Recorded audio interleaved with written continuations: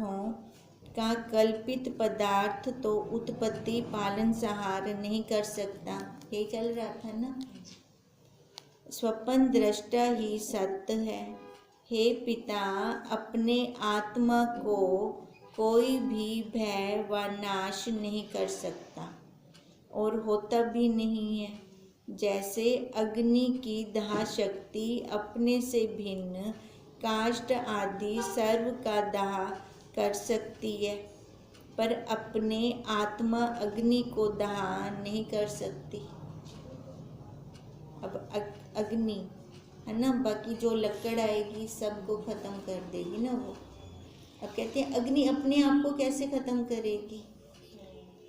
वह अग्नि के अंदर बाहर मध्य स्थित आकाश को भी दाह नहीं कर सकती। तैसे काल के अंदर बाहर मध्य पूर्ण काल का तू आत्मा है। देखो हम सबको जानने वाले हैं, हम सबको काल भी हमारे को मतलब जानने में आ रहा है। हम बड़े हो गए, काल भी छोटा हो गया। अब जब सबको हम जान रहे हैं, है ना, तो अब देखो फिर बाकी क्या रहा? आँख, नाक, कान, पदार्थ, आप, हम, जितने पूरे आभा मंडल में जितना भी है सबको हम जान रहे हैं। तो कैसे जान रहे हैं? वो जनवाने वाला कौन है? वो साक्षी है ना। अब वो बार बस जा रही है, बस नहीं जानती मैं बस हूँ, तो उसको देखो, उसको जनवाया जा रहा है ना। अब जनवाया भी कैसे जा रहा है? अब वो बैठा है अंदर ना, तभी हम जान पा रहे हैं ये सारा कुछ। कभी हमारा ध्यान ही नहीं गया उस साइड पे भी, वो जनवाने वाला खुद बैठा है, स्वयं प्रकाश है वो। काल के सिद्ध करता तुझ प्रकाश रूप आत्मा को काल कैसे नाश कर सकता है?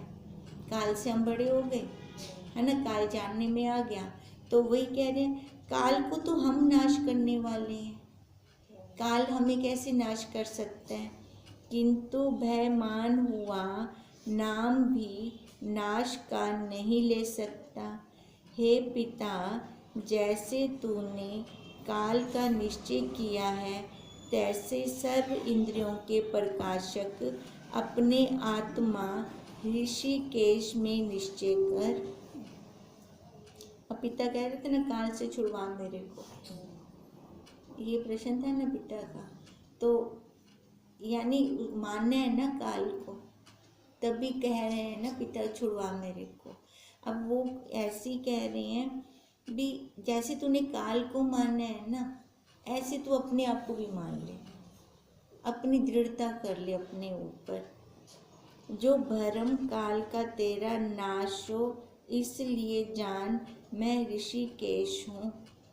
अब देखो ये भरम है, क्या भरम क्या है? कि मैं ये देह हूँ, है ना, मैं मेरे और मेरे, मैं और मेरा दोनों बने हुए हैं। ये जितना दिख रहा है ये सारा सच है ना। हम जो ले रहे हैं, दे रहे हैं, खा रहे हैं, पी रहे हैं, ये सच है। अब भगवान जी कह रहे हैं ये सारा भरम है ना। दृढ़ता हो जाए हमें, इस भरम को भरम जाने। भ्रांति, भ्रांति कहते ना, भ्रांति थी ये, भ्रांति थी ये। अब भ्रांति क्या दी थी ये?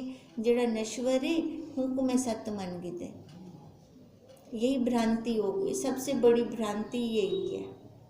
अब जब ये भ्रांति खत्म होगी तो फिर क्या बचा? जहाँ देखते हैं भ्रांति है, जहाँ देखती हूँ भ्रांति है, भ्रांति है, भ्रांति है। जब भ्रांति खत्म हो गई फिर क्या बचा? वही अपना साक्षी, अपना स्वरूप। जैसे जिस पुरुष ने आकाश आदि 5 भूतों के कार्य इस शरीर को व किसी तृण आदिक एक पदार्थ को विचार कर संशय रहित सम्यक 5 भूत जानना है। अब सबसे बड़ा तो विचार है। जब हम विचार करते हैं तब हम छूट पाते हैं, है ना, इस संसार से। संसार में भी क्या संबंध, इन संबंधों से हम तब ही छूट पाते हैं, पहले नहीं छूट सकते। अब वही कह रहे हैं, अगर विचार करते हैं तो यह शरीर व जितने भी पदार्थ हमें दिख रहे हैं, क्या दिखते हैं? ये 5 भूत रूपी दिखते हैं। अगर विचार करते हैं तो विचार भी कैसा, सम्यक ज्ञान का, सही सही अगर हमें ज्ञान हो जाता है, सो पुरुष इस एक शरीर में स्थित हुआ भी ब्रह्मांड और ब्रह्मांड के अंतर्वर्ती सर्वभूर आदि पदार्थों का अपरोक्ष हस्तमलकवत देखता है। अगर वो विचार करता है तो इस शरीर में होते हुए भी वो देख लेता है। देखो, इस शरीर के अंदर बैठकर ही हम देख सकते हैं, है ना, साधन चाहिए ना देखने के लिए। अगर सम्यक विचार हो, चल रहा है ना, यथा अर्थ हम जान रहे हैं अपने आप को, तो अपने साक्षी हस्तमलकवत कहते हैं, वैसे उसका दर्शन होता है ना। क्यों? क्योंकि ये सब मैंने जान लिया, ये नश्वर है। राम जी का शरीर नहीं रहा, कृष्ण जी का नहीं रहा, तो ये रह जाएगा, ये भी नहीं रहेगा। वो तो भगवान थे, राम जी के पिता को भी दुख भोगना पड़ा, तो अगर इस शरीर के ऊपर आ रहा है तो क्या बड़ी बात है। महलों में पली सीता, कितना उसको वनवास भोगना पड़ा। पहले 14 साल का वनवास हुआ, फिर उसके बाद फिर देखो लव कुश कहाँ हुए, वो भी आश्रम में जाकर, फिर साथ के साथ फिर दूसरा और वनवास हो गया। जब वो नहीं बच सके तो हम कहाँ से बच जाएंगे। शरीर में होते हुए भी जिस अवस्था में वो हैं प्रसन्न है, और हम जंगलों में तो नहीं है ना। तो हम घर में रहते हुए भी हम प्रसन्न नहीं रह सकते। क्यों? क्योंकि हमने सारा कुछ सत्य मान लिया। वो नाटक कर रहे हैं, व्यवहार कर रहे हैं, हम भी कर सकते हैं नाटक, ये वाला हम भी कर सकते हैं। अगर हम भी नाटक करें तो हमें भी हस्तमलकवत वैसे अपरोक्ष उसके दर्शन होंगे। क्योंकि ब्रह्मांड और ब्रह्मांड अंतर्वर्ती भूरा आदि सर्व पदार्थ 5 भूतों के ही तो कार्य हैं, इसके अलावा तो नहीं है। पूरे ब्रह्मांड में देख लें, ये 5 भूत ही मिलेंगे हमें। इससे उस पुरुष को कोई भी भूत भौतिक अज्ञात पदार्थ नहीं रहता। सर्व जिसको प्रत्यक्ष ज्ञान होता है, उस पुरुष को कोई अज्ञान रहता नहीं है। किसको? जिसने जान लिया, है ना, जिसने वो अनुभव कर लिया, अपने आप का अनुभूति ले ली। खाली ये शब्द कोश ना, जो खुद की अनुभूति होती है, दृढ़ता हो जाती है हमें, तो बाहर कहीं वो रुकता ही नहीं है। कारण के ज्ञान से कार्य अवश्य जाना जाता है। कारण है तभी कार्य है, मिट्टी है तभी बर्तन है। तैसे ही जिसने गुरु शास्त्र द्वारा अस्ति भाति प्रिय रूप सम्यक अपरोक्ष अपना आत्मा जाना है, सो सर्व नाम रूप जगत को अपरोक्ष अपना आत्मा ही जानता है। देखो, फिर वो विधि पक्ष में आ जाए चाहे निषेध पक्ष में आ जाए, जिसने अपने आप को वही जान लिया, वही साक्षी जान लिया, है ना। अब उसके लिए तो कुछ रहा ही नहीं, संबंध रहे क्या उसके लिए। उसके वो नाम रूप आकार जो सामने आ रहे हैं, वो उसके लिए वहाँ खत्म हो गए। तो वो अब उनको कैसे देख रहा है? आधार से, वही सर्वरूप कारण की निज स्वरूप चैतन्य ही इस जगत का विवर्त उपादान कारण है। इससे अपने सच्चित आनंद स्वरूप को सम्यक जान। अब कारण क्या है? ये संसार कहाँ से निकला? इस चैतन्य से, है ना। इस चैतन्य का ही जगत विवर्त उपादान कारण है। अब देखो, दही कहाँ से बनी? दूध से बनी ना। अब ये दोबारा दूध नहीं बन सकती, उपादान कारण तो वही रहा ना इसका। अब ऐसे इसका उपादान कारण है। विवर्त विधि है या निषेध है? ये शब्द द्वार है विवर्त का। विवर्त ये समझना है, ये हमें समझना है कहाँ से निकला जगत, है ना। अब जगत कहाँ से निकला, देखो कारण है, वो कारण वो चैतन्य है, चैतन्य से ये जगत पैदा हो गया। कारण वो लकड़ी, लकड़ी से कितना कुछ बना लिया हमने। कारण वो मिट्टी, मिट्टी से कितना कुछ बन गया। अब उसका विवर्त निकल कर आया है ना हमारे सामने। अब ऐसे वो विवर्त, वो साक्षी, वो चैतन्य, उस चैतन्य से 84 लाख योनियां बन गई।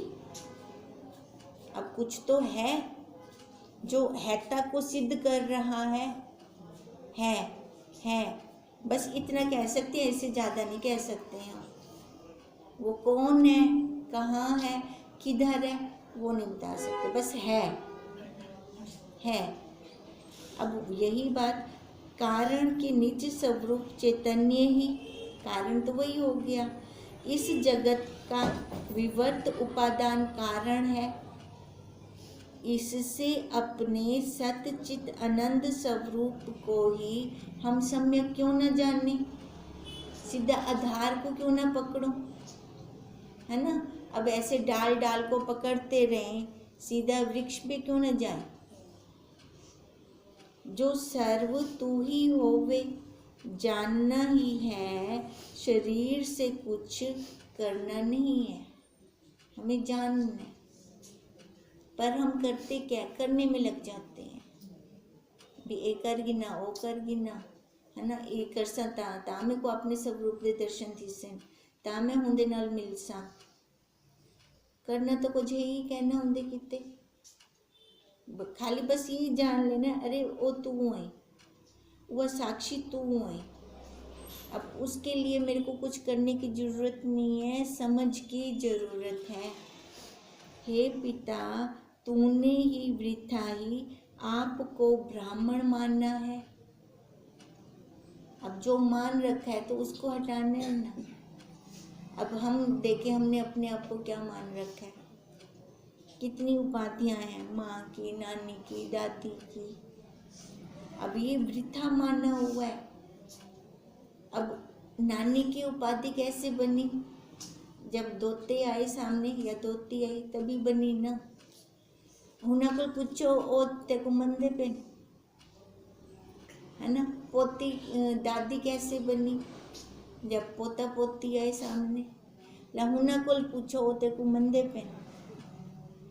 ये आपा ही खाली अपना जंजाल बना रखे। अब ये जंजाल हम खुद काटेंगे, हमारे लिए कोई सामने वाले थोड़ी काटेंगे, हम खुद काटेंगे इस जंजाल। तभी तो कह रहे हैं, हे पिता तूने वृथा ही आपको ब्राह्मण मानना है। इस अहंकार को त्याग, पीछे ऋषिकेश आत्मा ही है। जब ये अहंकार त्यागेंगे ना, बस वो ही है स्वयं में।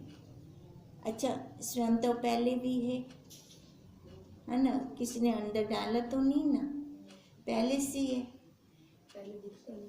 दिखता नहीं है। हाँ, पता भी नहीं था, दिखता भी नहीं है, अभ्यास भी नहीं है, संस्कार वही मैं मेरे की हैं, उसके कारण ये सारा धुंधला हो गया। और जो सामने दिख रहा है वो साफ हो गया। होना क्या चाहिए था, ये सामने वाला धुंधला होना चाहिए था, और जो नहीं दिखता वो साफ होना चाहिए था।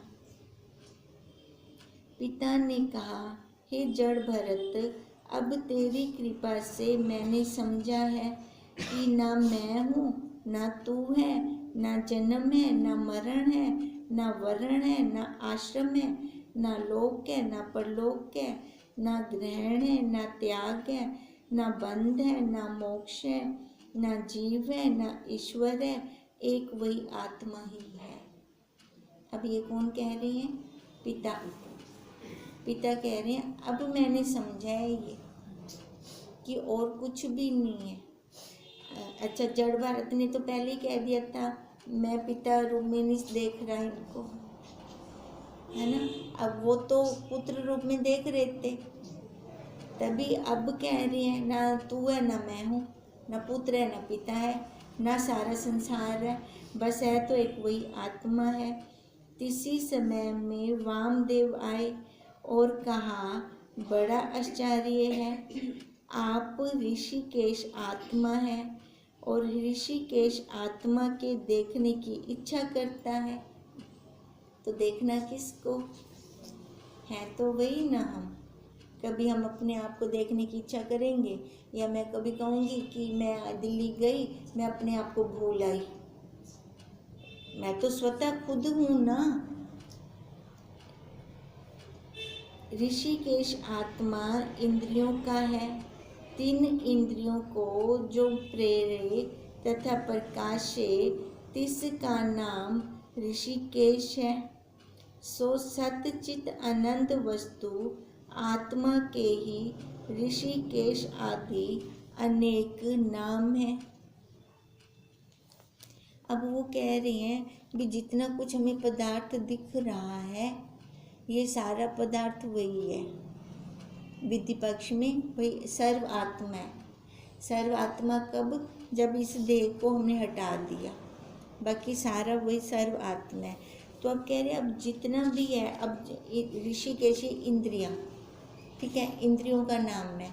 अब ये जो इंद्रियां हैं, है ना, जो अंतःकरण है, जो प्राण है, जो कोश हैं, जो अवस्थाएं हैं, तो इसका मतलब ये भी वही हो गए। जो वस्तु जहाँ से निकलती है वही रूप होती है ना। ऐसे देखते हैं ना। अब गहना है तो ये सोना रूप है, हमारी दृष्टि कहाँ जा रही है? आधार पर के आकार पर, ये हम देखेंगे। अब जैसे अब हम सबको देखें, इस शरीर को भी देखें जो हम अपने साथ लिए बैठे हैं। अब जब देखते हैं तो अब क्या दिखे? भी व्यवहार करने के लिए हाथ पैर आँख नाक कान है, पर वैसे वही परमात्मा रूप है, वही रूप है। जब मैं सब सम ही ऋषिकेश हूँ, तो एक से मित्रता, एक से शत्रुता, कभी क्रोध, कभी दीनता क्यों होती है? जब सारा ही वही हो गया है ना, तो ये किसी पे गुस्सा नहीं आना चाहिए ना फिर। वामदेव ने कहा, जो तू चैतन्य समान होता तो मित्रता करता, शत्रुता ना करता, दीनता करता, क्रोध ना करता, परंतु तू चैतन्य तो शत्रुता मित्रता में पूर्ण है। देखो अब क्या कह रहे हैं, अगर सामान्य चेतन होता, सामान्य चेतन, एक सामान्य चेतन सबके अंदर है, ठीक है। अब सामान्य चेतन में अगर मैंने जान लिया कि मैं वही सम सत्ता वाला हूँ, अगर ये वाली दृढ़ता होती है तो किसी के साथ राग नहीं होता, किसी के साथ द्वेष नहीं होता। तो वहाँ पर किस से क्रोध करेंगे, किस से लोभ करेंगे? तो यही बात कह रहे हैं, क्रोध दीनता में भी फिर तू पूर्ण है। क्रोध ना करता, परंतु तू चैतन्य तो शत्रुता मित्रता में पूर्ण है, तथा क्रोध दीनता में भी पूर्ण है। और तुझ चैतन्य करी क्रोध मैत्री आदि सिद्ध होते हैं।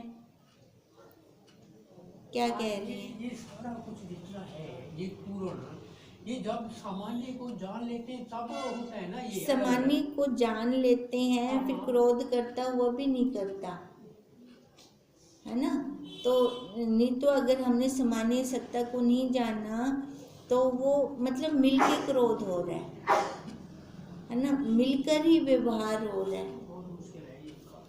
तो अब देखो, अगर हमने उसको जान लिया, अगर किसी कोई गलती कर रहा है, बच्चा गलती कर रहा है, तो हम ज्ञान है तो इसका क्या मतलब है, हम भी चुप हो जाएंगे, बोलेंगे नहीं, उसको समझाएंगे नहीं, उसको डांटने की ज़रूरत है तो क्या डांटेंगे नहीं, जहाँ थप्पड़ मारने की ज़रूरत है तो क्या मारेंगे नहीं थप्पड़?